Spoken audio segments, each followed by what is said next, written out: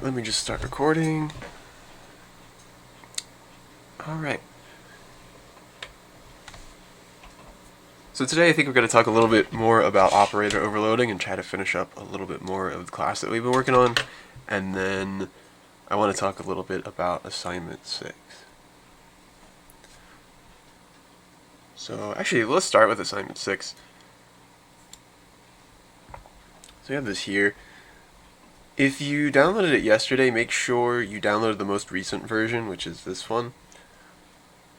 The version that I uploaded originally, I ended up just changing it with the help of another instructor. So I think I changed it about like an hour or two. So if you downloaded it immediately, then it might be a little bit different. But this one, I think, has quite a bit more to help you with the assignment itself. So the assignment this time is for operator overloading. And so really you're just going to write the operators for the most part.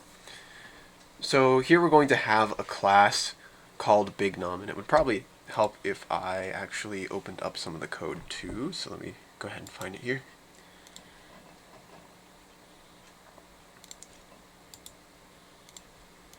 Right. So we have, oh, this is the outdated version.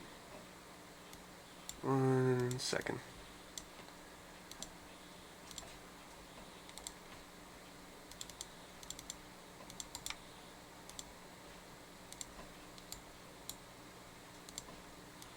Okay, there we go. So you have a header file. You shouldn't have to implement anything here. It's really just two helper functions here. So a character to int and an int to character that is pretty much just a switch statement that converts these numbers to their character representation and then vice versa. And then some other helper functions. But the idea behind this one is that we have this class here called BigNumber or BigNum, and it's really just going to hold numbers. So hopefully everybody's taken 101, CPE 101 at some point, or 100, I think it's 100, CPE 100. But the idea for this one is that in general when you're in a computer, you might end up getting some overflow when you add things. So when we're talking about a real computer, there are registers, right, that are typically 64 bits, and when you do addition or multiplication or pretty much any operation that makes something bigger, then there's a chance that you're going to overflow. So if we did just a quick example, then if I was guaranteed, oh sorry, pen's on the wrong screen, 1 second.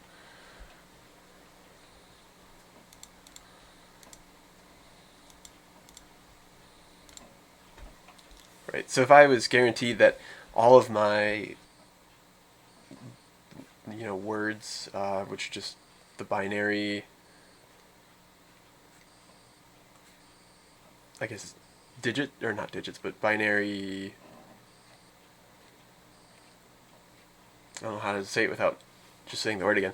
Like a word is like the basic unit of moving things around. So let's just say my words are 4 bits here, and I had 1010, which is, that's 10 in decimal, right? And then 0, 1, well, it'd probably help if I actually made this overflow. So let's just say this was 1011, which is 11 in binary. So let's just say I added these together, then obviously 10 plus 11 is going to be 21. Maybe I should put that down here. 1 base 10. And if you remember some things about binary, then we know that this at most can hold 2 to the 4th if I have 4 bits, which is 16. So 21 is definitely going to be too big to fit in this if it can only hit up to 16 values. In reality, it'll be 15 because we start counting at 0. So what would happen if I added this, right, is 0 plus 1 is 1, 1 plus 1 is 0, carry the 1, and then 1 plus 0 plus 0 is 1, and 1 plus 1 is 0, carry the 1. And so you'll notice that we have this extra 1 out here, but if I can only hold 4 things, which is typical of how actual computer arithmetic works is that you have some fixed size, typically 64 bits. If it goes out of bounds of that, then we call that overflow. So here, in reality, this 1 is going to just kind of disappear, and I would get in reality that this is 101, which is 1 plus 2 plus 4, so that's 5 base 10, which is not the right answer. But you'll notice that maybe this is mod 16, which is the amount up there, is 5, so we can kind of make some sort of correlation, but I digress. So in order to prevent that, what we can do in a real computer is just make more registers of this size or words and then kind of move the overflow into there and then just append them and do some tricks and all that. So we're going to be doing the same sort of thing here, but with decimal, which is what you're used to. So we're going to basically say, if I had like 4, 5, 6 plus 7, 8, 9, something like that, then once this addition happens here, so after all this stuff, then we know we would carry a 1 up and it would be like that. So actually, I guess if I did the whole thing, 6 plus 9 is 15, 1, and then 5 plus 8 is 13, plus 1 is 4, and then 7 plus 4 is 11, plus 1 is 12, and then we would carry a 1. And so assuming that these were like 3 digits, then this 1 goes out of bounds, right? So what we're going to do here is we're going to make a class that is just some arbitrary number of digits, and that way we can prevent overflow when we do addition and multiplication and all that. And we're going to do it in decimal, which is, again, is not realistic. Typically this is done in binary. Well, it should be done in binary because that's the most efficient way to store things. So what we're going to do is create a class called BigNum, and it takes in a string. So each individual one of these digits in the character in the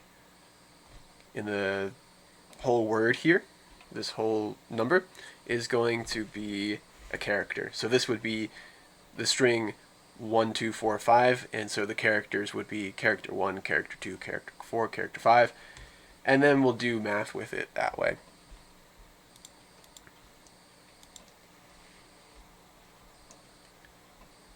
So we're going to have a BigNum class. It has a few constructors that you can use.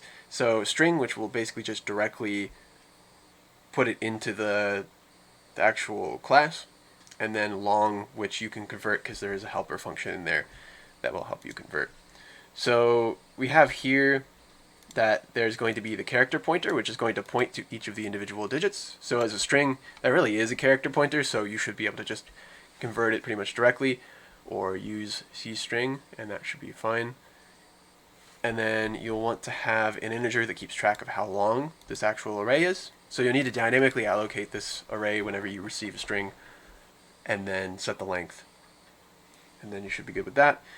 This is really just a boolean that tells you if it is an invalid number. So I believe with the implementation that we want here, we want it to be only a positive integer, so unsigned, and if it's negative, or if somebody gives you a string that has, let's just say, letters in it, like somebody gave you the string hello, then that's not really a valid number either.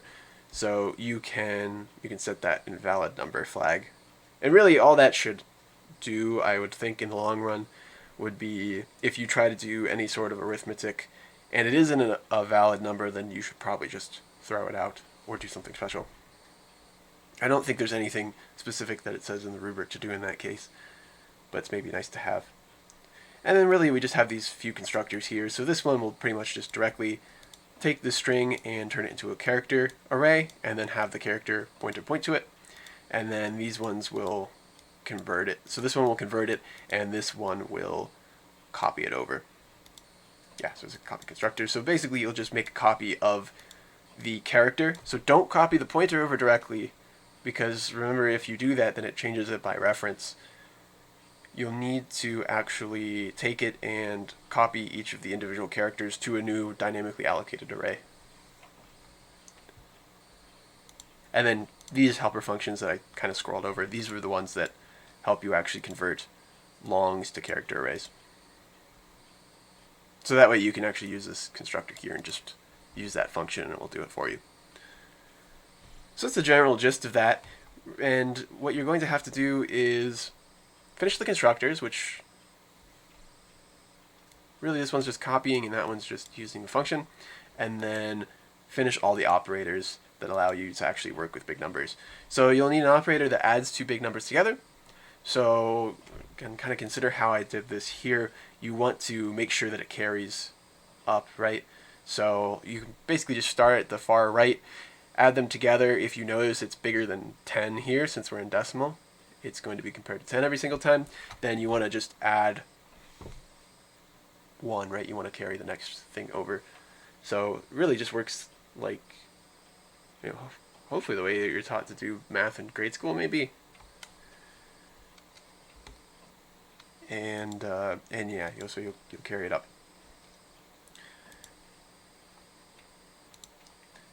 And then really there's a few more operators. So minus, which vice versa, you'll want to do some borrowing. So if you notice that you can't subtract two things, you'll need to borrow from the place above it.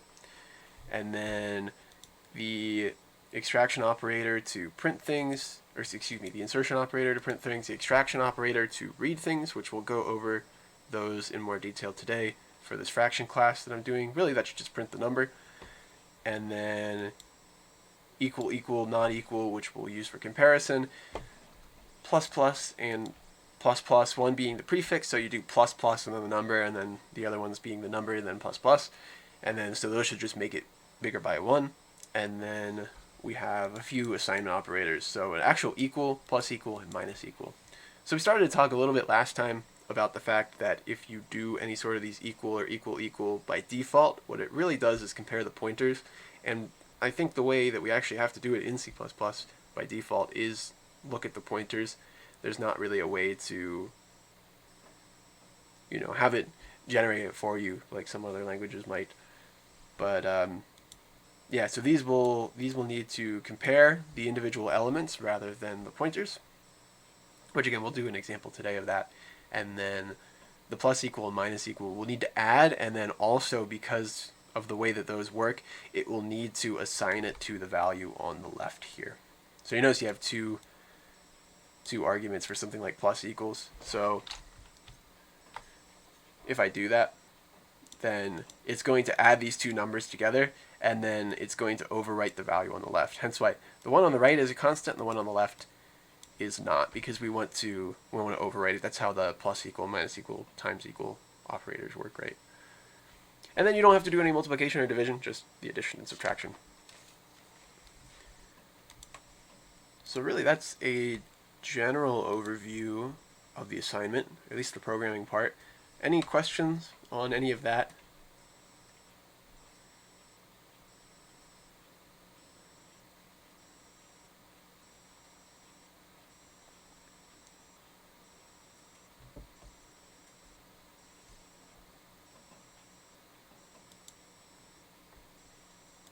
Okay.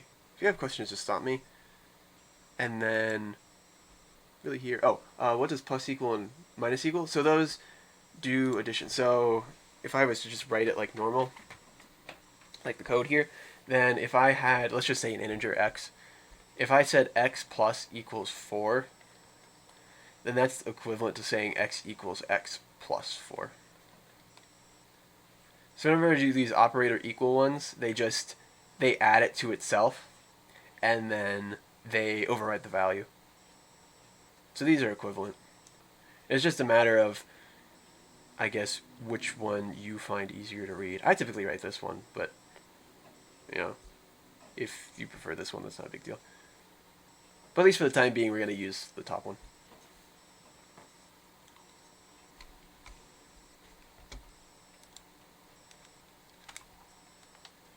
Right, and so this is the main part of it.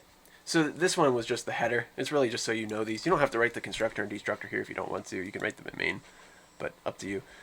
And then these are all commented here, so you'll just need to implement each of the operators and then make sure that they return the same value. So if it says return a big number, you should return that. And if it says void, then it's just going to do something and then not return anything. and then the constructor.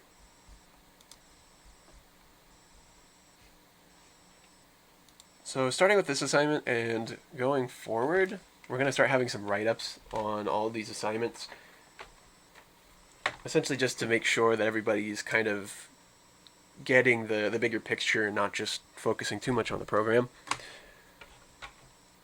So we have 4 questions here. I'll at least give you some sort of hint, just so you have an idea. So we have the first question: what are the main advantages of operator overloading in terms of code organization? Why are they useful? Talked a little bit about that last time. Really, we don't actually need operator overloading, right? It's just there to make things more readable. So I guess I've kind of already given the answer to that one before. So yeah, that one's not too complex. It's really as simple as that. So number 2, we must use, or why must the extraction and insertion operators be friends of the class they operate on? So consider that the extraction and insertion operators are like the 2 arrows, one left left and then right right, they usually use with cout or cin or a file, so an output stream or an input stream. And so it might have something to do with the fact that the operator, or the O stream and the I stream, aren't necessarily part of the class. And we'll leave it at that. So number 3, explain why it is not possible to add new operators to the program, but only to overload some of the existing ones. So this one's actually a little bit interesting. And so I'll just do a quick example to help explain that one. So what that's saying is essentially, when we override something, so if I had a class type and I wrote x plus y, I can override x plus y, right? But the question was, why can't I add new operators? So why can't I do something like define an operator and call it A and do that? Which is allowed in math, but it's not allowed here. Why can't I do something like this? And so what you might be thinking is, well, C++ ignores white space. And a lot of other languages do too. So if I was to override this and allow it to be a name or a character that's not defined by the language, then maybe it's going to have some issues parsing it because we don't have spaces anymore when it actually goes to do the compiler or the compiling. So it has a little bit to do with that. So I would encourage you to think about this example. What would happen on the white space, specifically this one? How would this be interpreted if I didn't have white space? And would it really be an operator?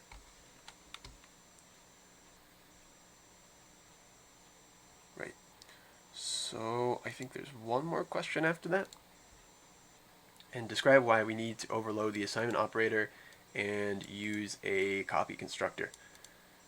So we talked a little bit about that last time at the very, very end, but I don't think I get a chance to fully address why that is. So we'll talk about that a little bit more today, I suppose. So any other questions on this assignment? I'm going to try to cover the last few things that you need in order to do this as well today.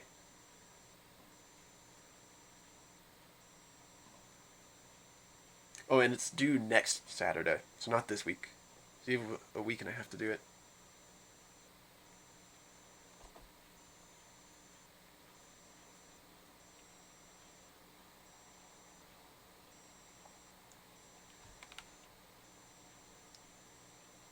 Okay. Oh, actually, one last thing I should mention,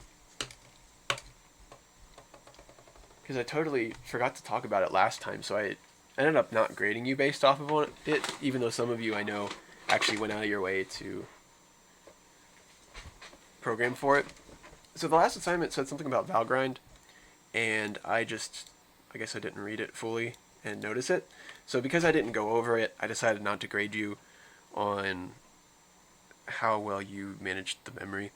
At this point forward, if they say something about Valgrind or actually doing something with memory leaks, then I'm going to tend to actually try to grade it from now on. This one's not too bad. You won't have to worry about too much. The last one, there was a little bit of managing of deallocation. But valgrind is a program that you can use on the command line that actually helps with a little bit of memory profiling. So it will tell you about any sort of memory leaks that you have in your program. And I know quite a few people used it because there was a command at the very end of the last assignment that was in the PDF where it said, you know, you can use valgrind to check for these memory leaks, make sure you don't have any. And I appreciate if you did that, but I guess I didn't really specifically ask for it or talk about it, so I decided not to grade on it. But really quick, let me just show how that works.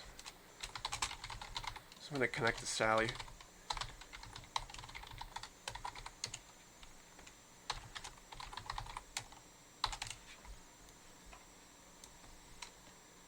So assuming you're in your terminal, you connect to Sally. And I think I found a program that should work here. So that one should be good. So this is assignment 9 I wrote when I took this class. So we already have an A.out there, so I'm not going to recompile it. So all you have to do, and you can do some options with it if you want it to be more verbose or whatever. It's just valgrind and then the normal command you would use to run. So I do /A.out here to run A.out, right? So I hit enter, and then it runs it, does whatever this program did, some sort of sorting maybe, I don't know. And then it will tell you some things about your memory allocation. So you can see here it says that my heap had 16 bytes, 1 block, 13 allocations, 12 free. So here I didn't deallocate something in this program I wrote apparently, and it was 16 bytes. So something really big apparently. Possibly a class, who knows. But your goal here is to get 0 bytes and 0 blocks lost. So this will just tell you how many memory leaks you have, or in other words, how many things you didn't deallocate yourself by the end of the program. So for this program, really the only thing you have to deallocate is the pointer to the actual number itself, the character pointer. So just make sure in the destructive that you're deleting it, and you should be okay for this one.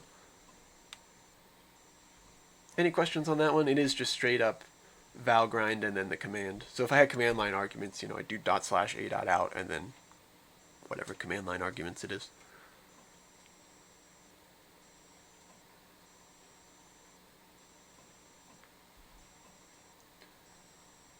There, yeah, you should have a 0 in all the leak sections. The heap should reflect it as well, since the heap is really just where it stores the variables. Yeah, you should have 0 lost on all of these. And I did notice that if you run a script, because I had several students pointed out to me that if you did it with the last assignment, there is that runner.sh script. For some reason, if you run valgrind with that, it says that there's a memory leak, but if you run each of the programs individually, it says that there's no memory leak on each of them. So I think if you try to do like a system call, like calling that script, I guess, or I don't know, using some sort of command like time or whatever, then it seems to have more memory leaks. So that's something to consider. In fact, I could do that really quick. So I could do valgrind time /A.out. And maybe it has more for list of detected unsuppressed. So now it tells me that there's no leaks. So just be aware that maybe these system calls are actually going to give you different results. So even though it's a little bit inconvenient, if you have multiple programs, make sure to run it on that too. But yeah, make sure that there's 0 bytes when you run the individual programs and not when you run these things. So people last time ended up having some issues with runner.sh where it gave them extra memory leaks. And apparently if I run time, which is a system call that tells you how long it took to run something, so this took, you know, a fraction of a second to run, then apparently that eliminates the actual memory leak I have. So maybe it actually tells you how many memory leaks the outermost call has in terms of your execution here. But anyways, I digress. Yeah, just run it on each of your programs and make sure it has 0.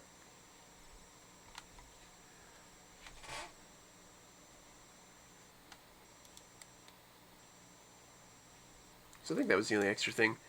And then match the sample output. I think I might have actually forgot to put a sample output, unless it's here. I'm going to have to upload that really quick.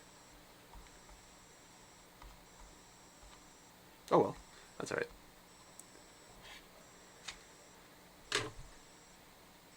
Okay. So if you have any other questions, just let me know. If not, I'm going to try to work a little bit more through this fraction class we had. So last time, and then sometime like a week ago or whatever, we did a little bit of operator overloading for this new fraction class that we created. And so today I just wanted to finish up and do a few more operations that we would need. So something like plus equals. I guess we should probably want to do equals equals. And then finish up the multiplication and division. So last time we did multiplication and division, and those seemed to get us the right numbers. And then we said that there was a bit of an issue. So if I tried to do equal with a class type, then by default, the way that works is it compares the pointers. And if I don't actually have pointers, like here, or try to make these normal, then I can't compare a fraction to a fraction by default. So here, fraction 2 and fraction 3 are both pointers, and I know it's going to give me a compiler error anyways because this is with the new operator. But I guess the point was that we established at the very end of the class last time is that when you do equal, it compares to check if the objects are at the same address or have the same pointer, in other words, versus if the classes actually have all of the same attributes.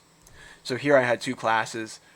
One was 3/7, and then we said if I did something here where I said that it was also 3/7, so if I constructed another one that was 3/7, and so fraction 2 and fraction 3 are both 3/7, then we said that it's going to end up giving you not equal because it's going to compare their pointers and the addresses of the pointers and not actually the object itself. And that's mostly because it's super inefficient and potentially impossible, depending on the circumstances, to compare it like that.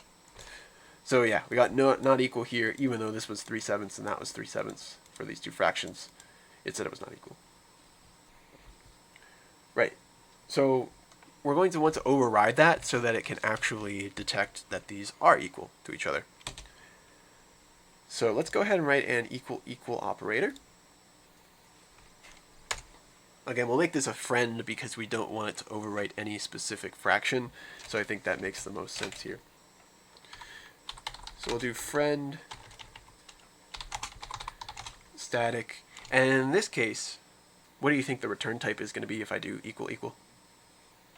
So for the rest of them, I'm returning a fraction. And any guesses as to what this one should return? Yeah. You both got it. So we're going to return a Boolean here because that's what equal needs to return, which is true or false. Tells you whether they actually are equal or not. And then we have operator equal, and then we'll just take two fractions. And you can also, I think, override this to take fraction pointers as well. But for the time being, let's just do actual objects. Cool. And so now we'll just write this out here.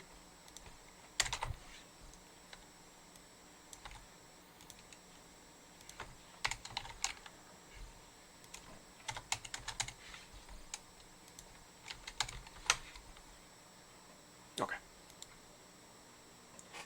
And then so we need to think a little bit about what would it mean for these to be equal by our definition. So the fractions both have a numerator and denominator.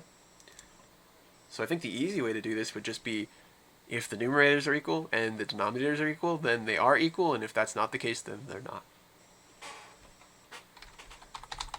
So we'll just say return f1.numerator equals f2.numerator. So if the numerators are equal and the denominators are equal. Oh, whoops. Hope I actually typed the right thing. f1.denominator equals f2 dot.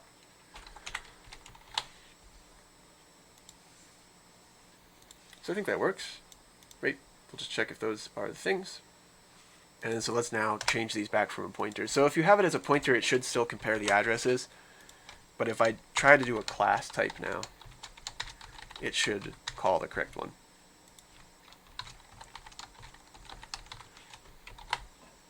Okay.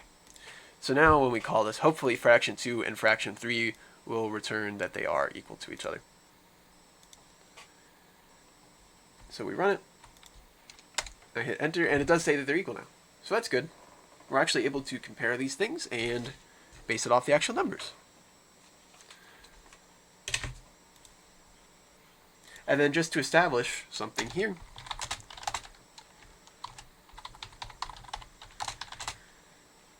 let's print this as well, just to make sure that they're not being compared in the traditional sense.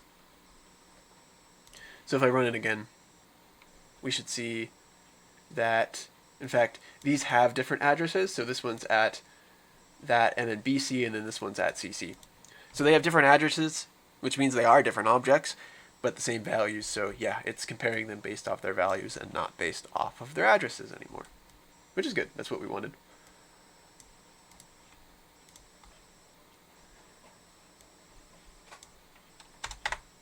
Cool. So we know that works. All right. So there is still a bit of a problem, at least with the math that we're doing here, that we maybe want to address really quick. And that has to do with comparing some other things. So really quick, let me just make some new fractions. So I have some numbers written down here. So let's say that the first one is 1 over 2. This one is 3 over 10.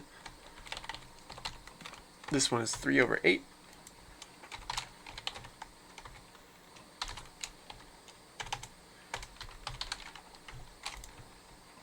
And then we'll make a fourth fraction here. And this one will be 2 over 5.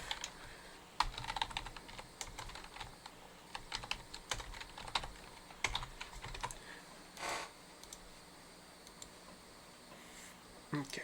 So what I want to do really quick is let's just see if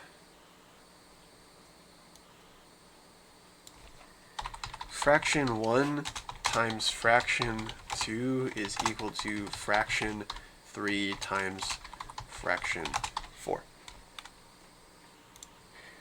Actually, this is reminding me, there's maybe another thing that we should consider when writing these. So it might be kind of common sense when you write it and maybe not something that you would think about, but what I wrote is valid here, right? This is going to do fraction 1 times fraction 2 and fraction 3 times fraction 4, and it's going to compare them. How does it know to do this before the equal? So why wouldn't it do fraction 1 times fraction 2 equals fraction 3 and then multiplied by fraction 4? If that makes sense. Hopefully I worded that well.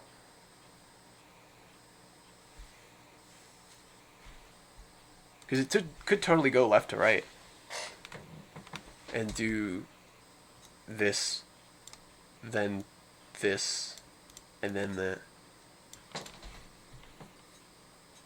Although it doesn't. Maybe it would be more helpful if I gave you a different example of that.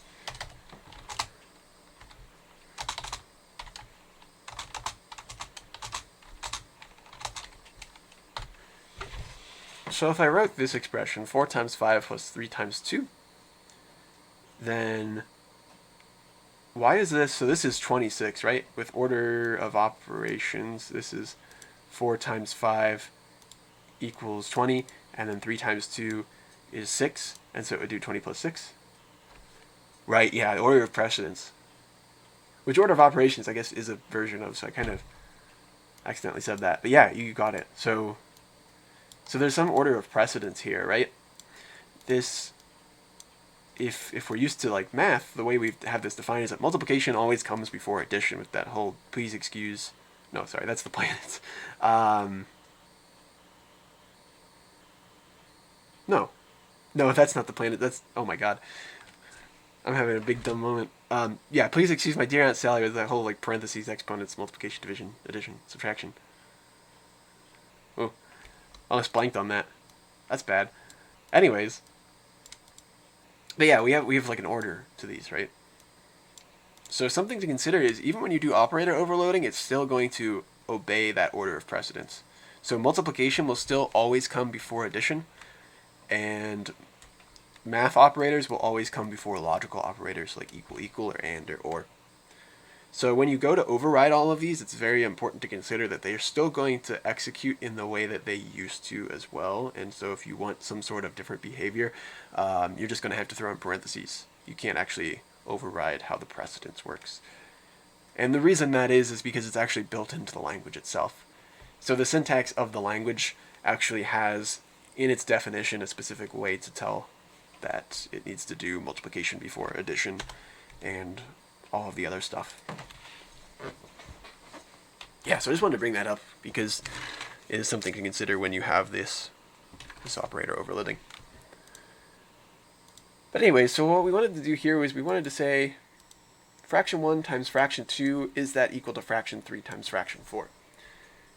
And so if we just work this out by hand, the normal math way, then we know fraction 1 was 1/2, I think. Fraction 1 was 1/2. Fraction 2 was 3/10. Fraction 3 was 3/8. And fraction 4 was 2/5. And so if I do f1 times f2, and I check that against f3 times f4, then this would be 1/2 times 3/10 against 3/8 and 2/5. And so this would be 3/20 and 6/40. And then you should hopefully notice that this is divisible by 2, right? So this is 3/20. So they should be equal, right? At least hopefully they should be. But if we execute this, it should not work. And the reason is because it's going to be stored as 6/40, and the way we have it set right now is that it actually just compares the numbers directly, right? So I'll just run that really quick. That should be fine. And so you'll see, yeah, it says not equal. So we have some behavior that's not exactly what we want, and that just has to do with the fact that it's not reducing in these. So this one ends up being 6/40, right, instead of 3/20. So it doesn't end up working. Okay, so maybe something we need to do is whenever we do something that might be an operation, or it might be an operation that gives us something that could be reducible, we should actually reduce it. And really that could be anything. That could be addition, that could be multiplication, that could be division. So we're going to have to do that for all of them. So really quick, let's at least do it for the multiplication here. So let me just, we can't return this directly now because we actually have to do some sort of reduce. So fraction f equals that now, we'll say.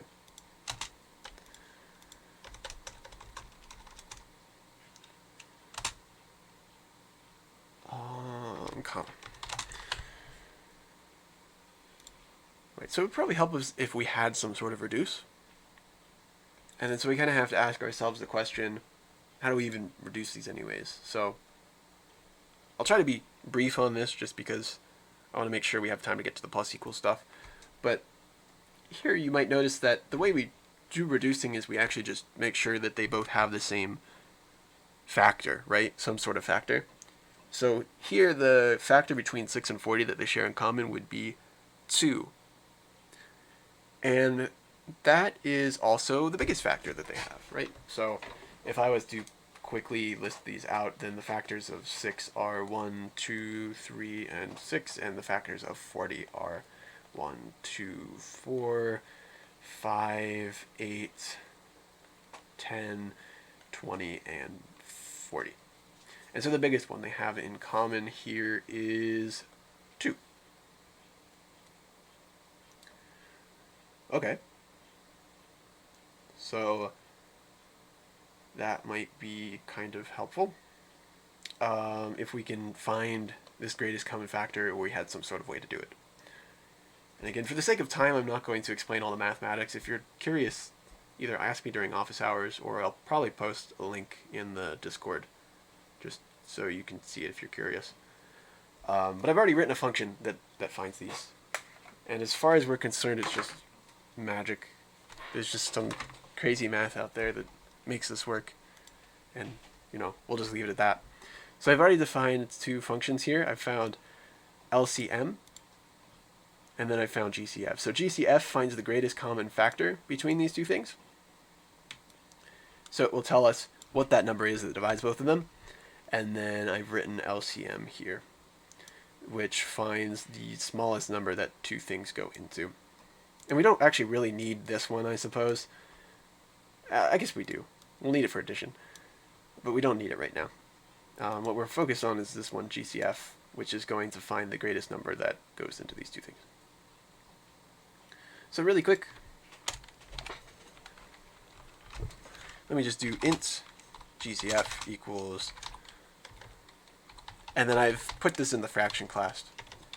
So it'll be like that. So I made this a static public variable. Okay, so we know that we want to check this with the numerator and the denominator of the fraction that we just made. So let's figure out the biggest number that goes into both the numerator and denominator, and then if it ends up being that the greatest number between them is 1, then that's totally fine. I can still divide out 1 in the same way that I would divide out a normal factor, and it should be totally okay and just not change them, right? So I'm just going to say that the numerator, I'm going to take that and divide equal by the GCF, and then I'm going to take the denominator and divide equal that by the GCF. So we'll just reduce it using whatever we got. And this will return 1 if they don't actually have anything and can't be reduced, and then dividing by 1 isn't really that much of a big deal in terms of execution time, so I'm not going to do any if checks here. I'm just going to divide it, and it should be okay. So then we'll return f.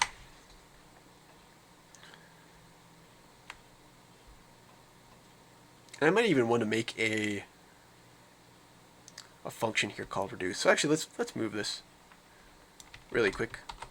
I'm going to take this and let's just make a function really quick here. Public. Yeah, let's just make it public. And we'll call this void reduce.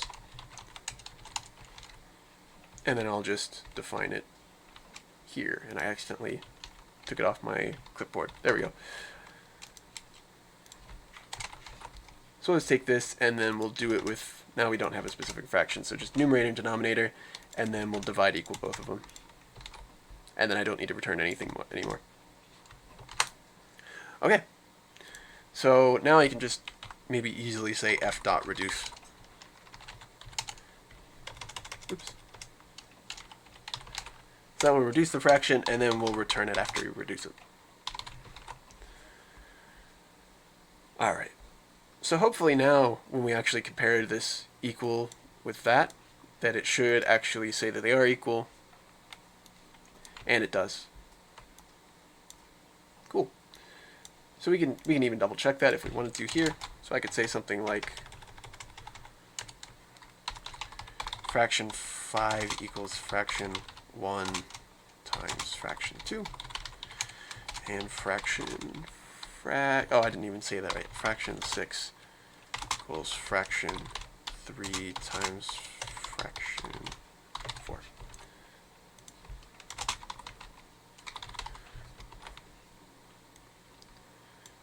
Right, so I could compare these this way. Just store them in a temp place, and then we can actually make sure that that's really getting the value that we want it to. So let's do fraction 5.print and fraction 6.print. And then we should hopefully see here that they're both 3 over 20, which they are. Cool. So now we have a way to actually reduce these fractions and make sure that they're small. So that's helpful in that we can compare things that may be reduced or equal, even though when we multiply them we get a different result.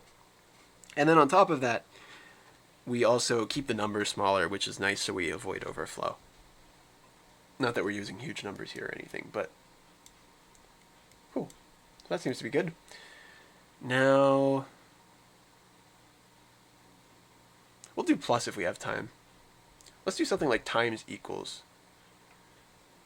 And then maybe the extraction insertion operator. So we did the extraction operator, or sorry, the insertion operator when we first did these, but I'll try to do it again just so we have a good idea of how that works. But first, let's try to do something like plus equals. So I think there's multiple ways that you can do plus equals in C++. Let's try to do it like the way that they have in the assignment though. So let me look exactly what arguments they take. So plus equal here, we appear to take a left-hand side and a right-hand side, and then that's a friend operator. Okay. So we'll say friend, we'll make it void, which kind of makes sense. When you write an equal statement, you don't really expect it to return a value, right? So we'll say friend void, and then I guess this does need to be static as well. So static void operator, and then we said we were going to write times equals, just because multiplication is easier. F1 and fraction F2. And so I need to do a little bit extra here. So the thing about the first fraction is that it is actually, it needs to be overwritten, right? So I'm for sure going to have to pass that as a reference. And then the second part, I guess, is kind of optional. I could leave it like this and make it a copy and pass it by value, or I could also pass it by reference. And I think I briefly talked about this a few weeks ago, but if you want to pass something by value, you really shouldn't let the compiler do it and just do it like we have been with these, where I write fraction or fraction. Because if you remember, this actually makes a copy of the variable. And making a copy actually takes quite a bit of time. So a better way to do it is actually pass it by reference and then mark it with the const keyword, because this will make it so that it passes it by reference, which gives us the speed of just giving it the pointer and saying, you know, do whatever you want with it, and then putting constant by it in order to make sure that we don't change the value during the execution of the function. So this here will pass both of them by reference, and then fraction 2 we won't be able to change, which is totally fine because we don't need to. We're actually assigning to fraction 1. So let's go ahead and write this in main here.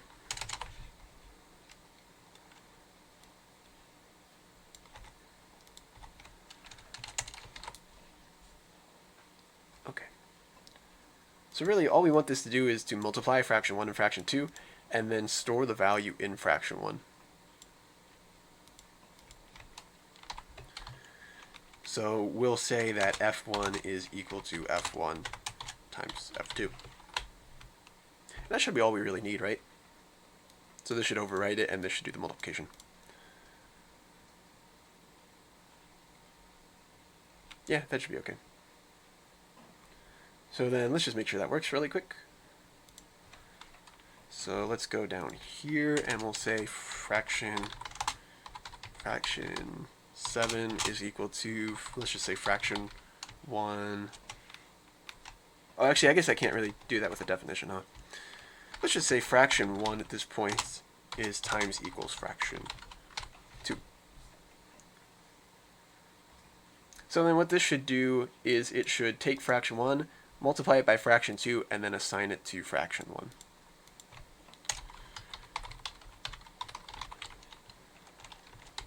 So hopefully, if I did this correctly, then fraction 1 should be 1/2 times 3/10, which is 3/20.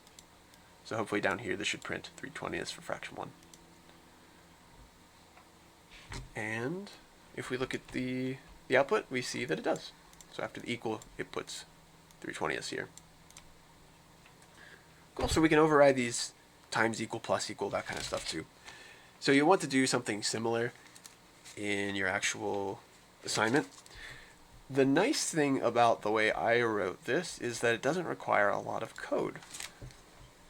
So one thing to point out here is that I wrote fraction 1 times fraction 2 and set it equal to fraction 1. And the reason that worked is because we wrote the operator overload for multiplication. So I can just reuse the work here that actually does the multiplication and use that to just assign it to that. So it will actually go, if we were to look at the order of execution. So let me run this through the debugger, I suppose. So if we were to go up to this line where it does the times equal, then you'll see it goes to do the multiplication equals, and then when it goes to do the multiplication of fraction 1 times fraction 2, it just goes and reuses this operator times that we already wrote. So I don't have to write any extra code. I can just kind of use the operator I already wrote, and I think that makes it a lot easier. Right, so it calls all this GCF stuff and does some magic and then works. So what I recommend is you do the same thing for your assignment to kind of save yourself some time. So don't rewrite any of the plus equals or minus equals and do all the borrowing and copy and paste the code or anything. Just set it equal to the two added together or the two subtracted together. I think that's a little bit easier to just reuse your operator like that, since you went out of the way to write it anyways. So any questions on that at all? How the plus equal works or any of the operators that we've done so far?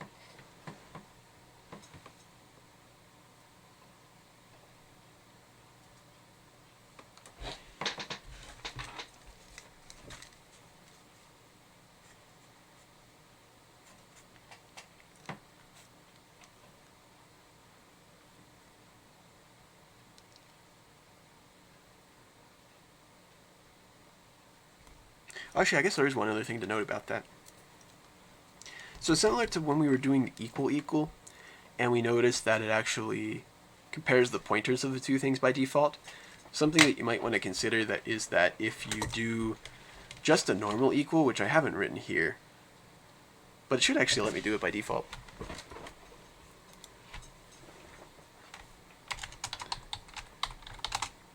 Actually, I think the compiler that we've been using has actually been pretty decent about this.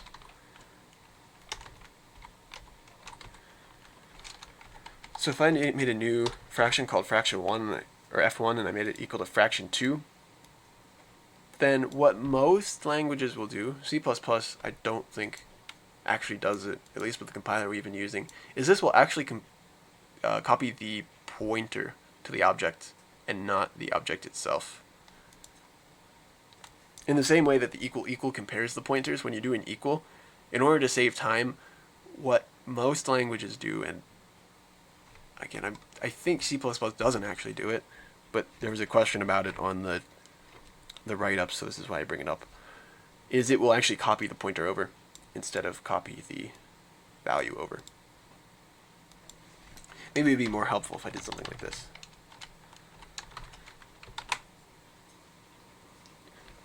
So this will definitely copy the pointer over. So maybe you don't want that to be the case and you actually do want it to make a copy and then have it point to that new location. So the way that we'll have to do that is actually with some sort of copy.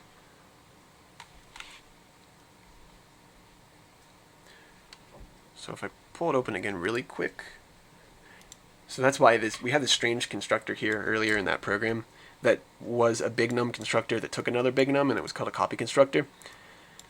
We want to do that just so we don't end up having a problem where we copy a pointer over and then any sort of modifications we do to one will affect the other.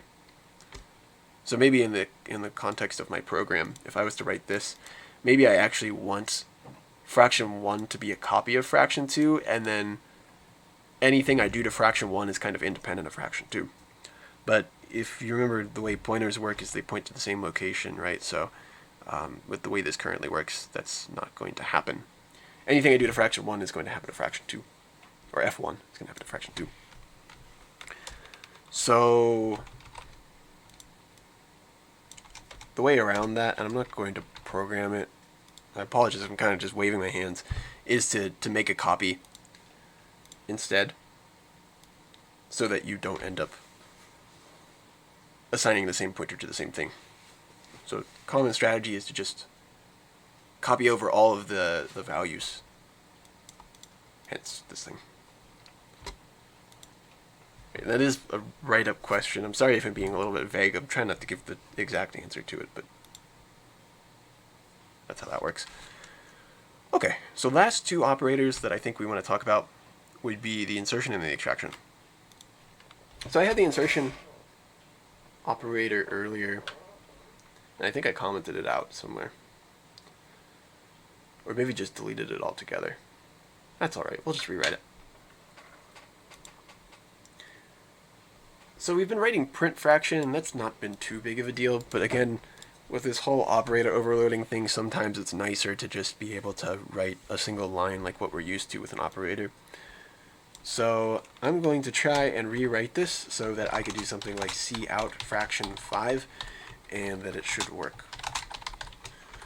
So I know a few students have tried to do this maybe with the previous assignments where you just write cout and then the class name, and then it gives you some sort of unexpected behavior. So I know on the last assignment, you might have written cout and then a gadget, and then kind of wondered why it didn't work.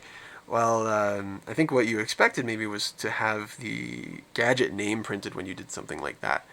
But you can't really do that without calling the function to get the name, since if you were to print a gadget, that's kind of undefined behavior. The C++ compiler can't really know, do you mean the name? Do you mean the address of it? Do you mean the description of it? So we had like a description go gadget function. Do you mean that? Do you mean to call something? It's kind of unclear as to what that means, and it becomes more and more unclear the more and more things that we throw in there.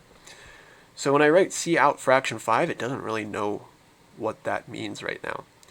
So we can define behavior for it to actually do that kind of print. So really quick, let's just try and write two more operators. So I'm going to do friend static, and then for this one it will be an output stream, like cout operator arrow, and then we'll just say fraction f1, so that only takes one fraction, and then it actually takes the outstream that we want to write to. And I actually need to make this by reference. And just in the interest of good programming, let's make this a constant, and then by reference as well. And then I will do a similar thing for the extraction operator. So we'll do that in a moment too. Okay, and then we'll go down here and write these really quick. Oh wait, this is supposed to be an iStream.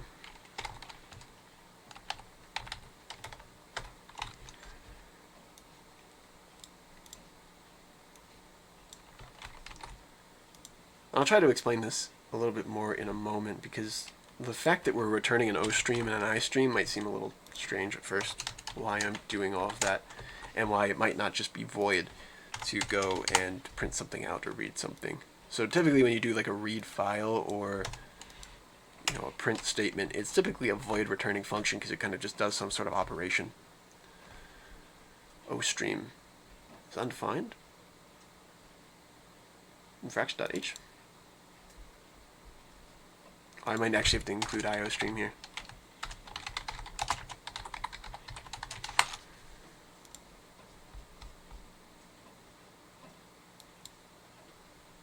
I guess I can delete this then.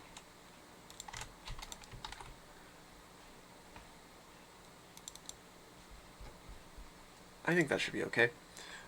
Alright, anyways. So what we want to do when we get an OStream... Oh, sorry, I didn't notice a comment. Isn't const fraction meant to be f2 over here? Oh, this one here? Let me just call it f, maybe to avoid confusion. So I only have one fraction. I mean, you can name these whatever, right? It's just a parameter declaration for a function. So you could name these whatever. I guess I could always name this like hello or something kind of meaningless. I guess I just named it f1 or just f because there's only one fraction. And then this is an output stream or an input stream. if that answers your question.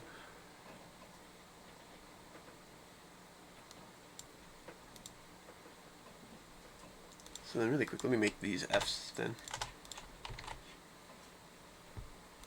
Hopefully I can get rid of this. Right, so when I get an output stream, I want to write to it.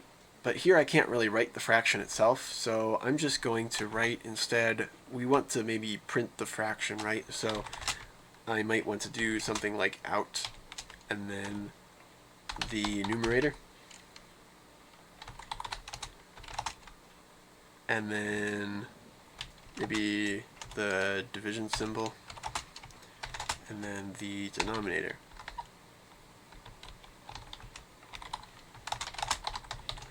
Now, why is that giving me an error? Member is inaccessible. Didn't I put friend though?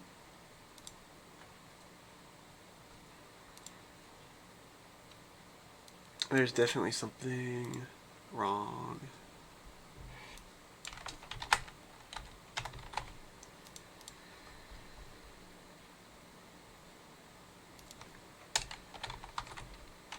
I do that.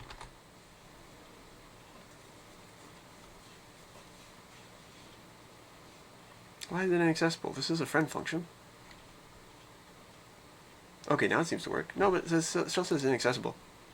If I compile, does it still get angry about it? iStream, ambiguous symbol. I think I've done something wrong with my order of includes.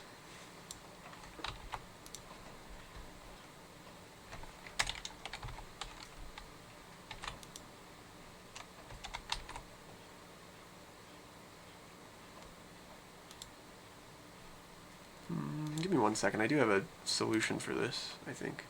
I'll just move it over there.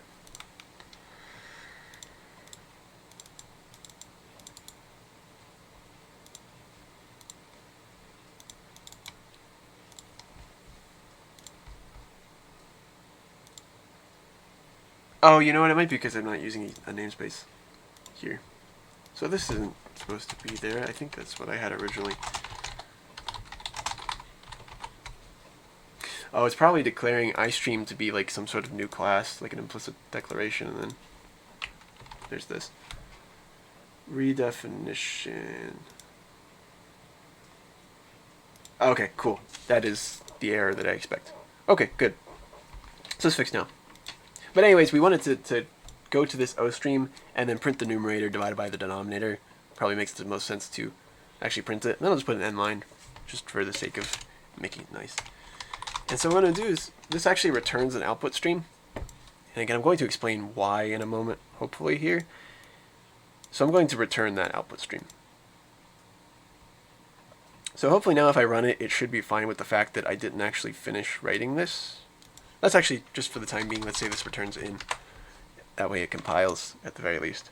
So here when I try to print fraction 5, hopefully it should actually just excuse me, figure out what that means. And we'll see if it does. It prints 320. So now I can actually use fractions with cout, or like a file, and it will actually know what to do with it. And I actually ended up printing an extra end line here, I suppose. So maybe I should remove the end line up here. We'll just put that there. Cool. So we can override the actual output operator, the insertion operator here, and we can do the same with extraction if we wanted to read. So really quick, let's try to do that as well. So here we'll try and read into, so let's declare an extra fraction maybe. Let's just go down here. So we'll say fraction 7, I think is what I'm on. And then let's try to see in that. And so it should actually compile right now because I've written this operator. So what we want to happen maybe when we do a cin or some sort of input stream and then this operator is we want it to maybe read the numerator. So we maybe want it to read 2 integers, the numerator and then the denominator. Okay, so let's try to just do in, and then we'll read it into the numerator. And actually, I don't want this to be a constant anymore, because I do want it to actually overwrite the values of the numerator and the denominator. And then we'll read into the denominator. It says this is inaccessible as well, which I also made a friend. Oh, it's because I still have the const, it's not recognizing it. There you go. Yeah, cool. Dot denominator. And then we'll return the input stream. So now what this should do is whenever I try to see in for a fraction, it will read the next two numbers and then just store them automatically.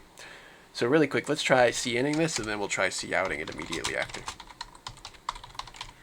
I'm not going to put a prompt, but we'll just keep it like that. So when I run it, we get to this point, program freezes, and so we say maybe I want the fraction 4 over 5, and it does it, and it prints it. So now we have a way to actually just input it, and it will read all of this stuff all at once, which is kind of helpful, because now I don't have to write a whole function that just says, you know, c in fraction numerator, fraction denominator, or write the whole code every single time I want to do some sort of c in like this, because maybe I have it 100 times in my code. I can just write c in fraction, and it will go and sort that out using the operator. Hopefully that makes sense. If you have questions, feel free to stop me. I'm going to just explain one last thing, which is going to be why I'm returning an output stream and an input stream here. So let me just give the hypothetical statement. If I wrote c out fraction 5, fraction 6, and then end line like this, then what we expect to happen, let me actually throw in an extra end line. What we expect to happen is it will print all of fraction 5, print a new line, print all of fraction 6, and then an end line. So we'll handle all of these in just one single line of code, right? So I print 4, 5, it reads it. I forgot to put an end line. But this would be 320, which was fraction 5, and then 320, which was also fraction 6. And then prints them kind of like you would expect with cout to do with these classes. So the question is why we have to actually return the output stream and the input stream. So let's just take a moment to actually look at that statement, and then maybe get some insight into what the compiler is doing. So he said something like this, cout, and then fraction 5. Let's just say f5 for the sake of making it easier, and then we'll say f6 and then end line. So what we know happens is that it prints f5 first, and then an end line, and then f6, and then an end line. So kind of with that order of precedence thing that we were talking about earlier, we know this is going to go from left to right, which is kind of what we expect. Now the other thing to consider is that it doesn't all just do this at once. So when we write the operator, it only takes two things, one being an output stream and one being a fraction. So whenever we do an operator, whether it be plus or times or any of those that are binary operators and only take two arguments, then they can only do two arguments at a time. So it has to start with these two for sure. So it doesn't just all execute this all at once. It actually has to go one by one and kind of do it, which might not be obvious with the syntax, but it is really what it's doing. So what happens is the compiler will say, well, these are the first two arguments, right? So it will look at these, and it will call the operator. So this will call the operator function, or the overload, like that, and it will call it with cout and f5. Now the problem is we want this to be passed along, right? So kind of what I want to happen here is I want this to condense down, and then I want all of this stuff to be printed by cout as well. So the problem with, at least with what I would consider to be kind of a common sense approach, which would be to make this void returning, this operator, is that after that, all of these kind of have no place to go. So what the compiler is going to do is it's actually going to condense this down. So after this line executes, or this operator executes, it's going to be whatever that is, so the return value of that red part, and then the rest of the expression. So it gets kind of condensed down and returns that value. And that happens whenever you do any sort of operation. It will actually evaluate it and then replace that expression with a single value that represents the return of that thing. So if I was to say, let's just say something like 4 plus 5, it will evaluate both of those and then condense it down to a single 9. So if I had like 4, let's just say for order of operations, 4 times 5 plus 6, what the compiler will do in reality is it will evaluate this first, say that it's 20, and then fill in the expression with what it's equal to now. Almost like how you would write the simplification if you were in middle school and they said show your work. It's really what it does is it goes one step at a time and evaluates everything in some sort of order based off that precedence. So in a similar vein, this is going to evaluate this, and then we need it to return some sort of output stream for the rest of the things to be able to print to. So that's why I've been returning that cout here, or returning the output stream, is so that when it finishes evaluating this, it will actually just go and return the output stream that it used to do the last step. And so now when it goes to do the next operation, it will read those two, and it will kind of work its way down until it condenses it down to a single thing, and then return the output stream, and then kind of just throw it out when there's nothing left. And we don't necessarily need to know all of those technical details in order to be able to program efficiently, but that's at least my justification as to why we're returning an output stream or an input stream here. And you're going to do the same thing in your actual program for assignment 6. So that's why we do that and not void, if that makes sense. Any questions on any of that? I think that is the last thing that I wanted to address. Aside from the fraction stuff, but that's not a big deal. That's just math.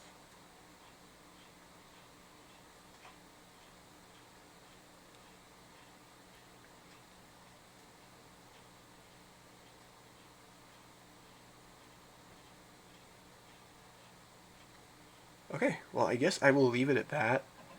If you have any questions on this, I'm going to stick around for a few more minutes, so feel free to ask.